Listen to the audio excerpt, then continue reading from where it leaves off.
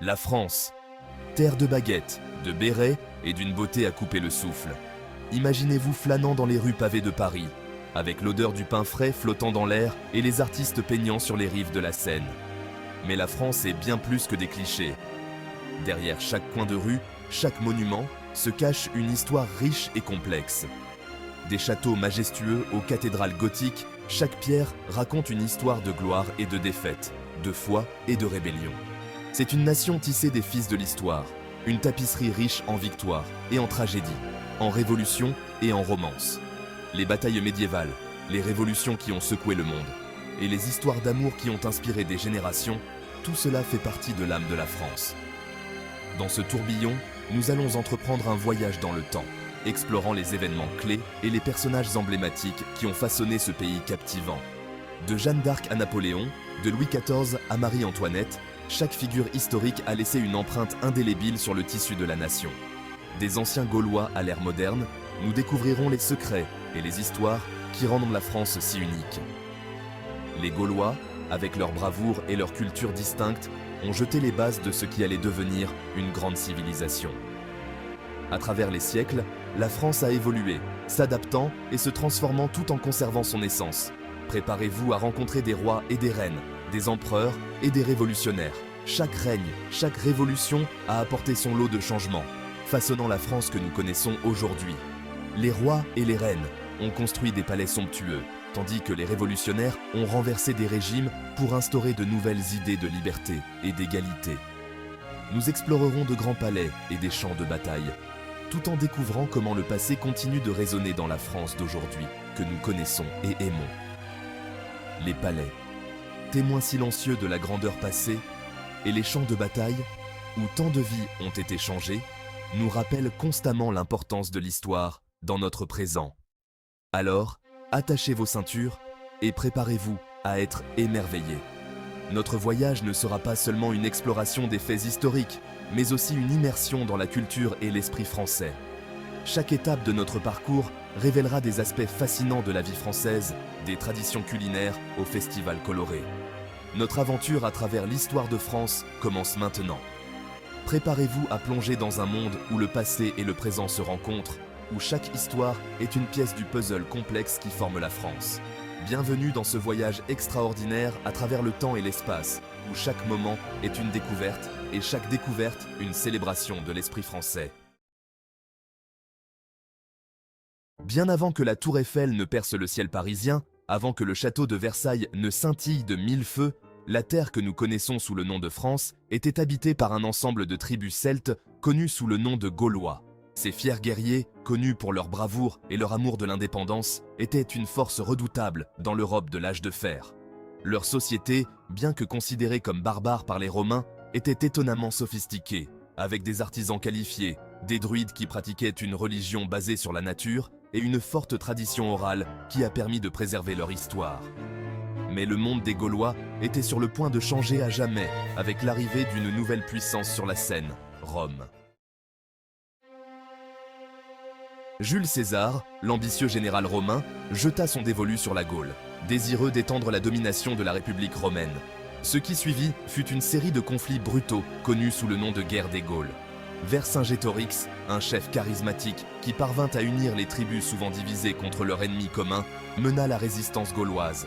Malgré des victoires initiales, Vercingétorix trouva finalement son maître lors de la bataille d'Alésia, où il fut vaincu et capturé par les légions de César. Ce moment charnière marqua le début de la domination romaine en Gaule.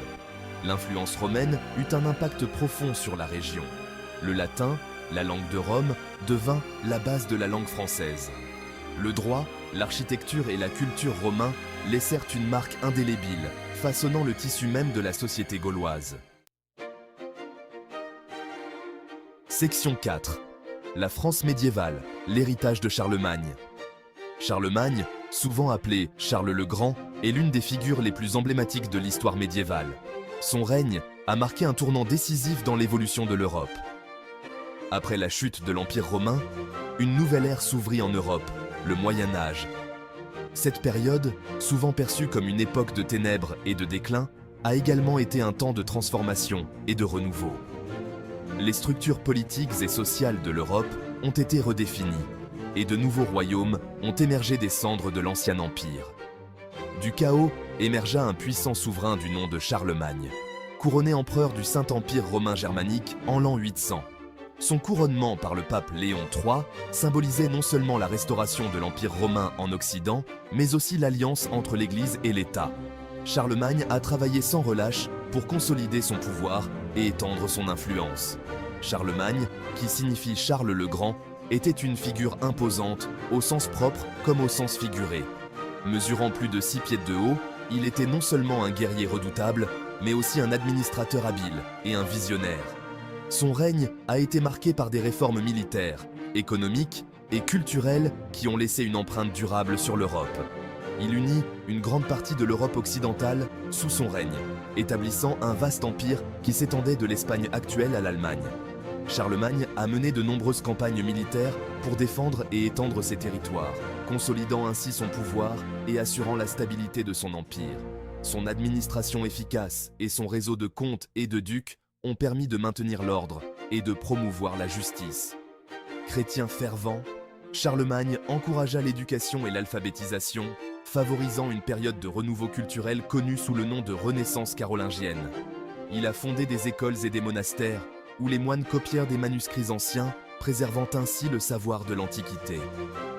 Cette renaissance intellectuelle a jeté les bases de la culture européenne médiévale et a inspiré des générations de penseurs et de savants. Cependant, l'empire de Charlemagne ne lui survécut pas longtemps. Après sa mort en 814, l'empire fut divisé entre ses héritiers selon la tradition franque de la division des terres. Cette fragmentation a affaibli l'empire et a conduit à des conflits internes et à des rivalités entre les différents royaumes. Il fut divisé entre ses héritiers, semant les germes de futurs conflits et rivalités. Les luttes de pouvoir entre les descendants de Charlemagne ont marqué le début d'une période de turbulence et d'instabilité en Europe.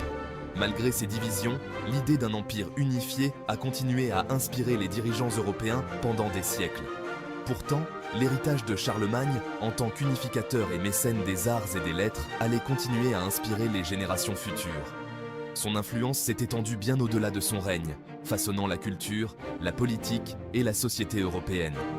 Les œuvres d'art, les manuscrits et les monuments dédiés à Charlemagne témoignent de son impact durable et de son rôle central dans l'histoire de l'Europe médiévale. Section 5. L'ascension des Capétiens. Alors que l'empire de Charlemagne s'effondrait, une nouvelle dynastie émergea en France, les Capétiens. Cette période de transition fut marquée par des bouleversements politiques et sociaux, mais aussi par l'émergence de nouvelles structures de pouvoir. En 987, Hugues Capet, un puissant noble, fut élu roi, établissant une dynastie qui allait régner sur la France pendant plus de 3 siècles. Hugues Capet, bien que n'étant pas le plus puissant des nobles, réussit à s'imposer grâce à des alliances stratégiques et à une habile diplomatie. Les premiers rois capétiens furent confrontés à de nombreux défis, notamment de puissants vassaux et des menaces constantes de raids vikings. Ces invasions vikings, qui ravageaient les côtes et les terres intérieures, représentaient une menace constante pour la stabilité du royaume. Lentement mais sûrement, ils consolidèrent leur pouvoir, élargissant leur domaine royal et affirmant leur autorité sur leurs turbulents nobles. Cette consolidation ne fut pas sans difficulté, car les rois capétiens duraient souvent faire face à des révoltes et à des contestations de leur autorité. L'une des clés du succès des Capétiens fut leur alliance avec l'Église catholique. Cette alliance leur permit non seulement de renforcer leur légitimité, mais aussi de bénéficier du soutien moral et matériel de l'Église. Ce partenariat stratégique leur procura une légitimité et un soutien, contribuant à asseoir leur position de souverain légitime de la France. Les rois capétiens utilisèrent également l'Église pour promouvoir l'idée d'un royaume chrétien uni sous leur autorité. Sous les Capétiens, la France commença à prendre la forme d'un État-nation unifié. Les rois capétiens mirent en place des institutions et des structures administratives qui jetèrent les bases de l'État moderne. Les germes de l'identité, de la langue et de la culture française furent semés au cours de cette période charnière. La langue française commença à s'imposer comme langue de l'administration et de la cour, tandis que la culture française se développait à travers la littérature, l'art et l'architecture.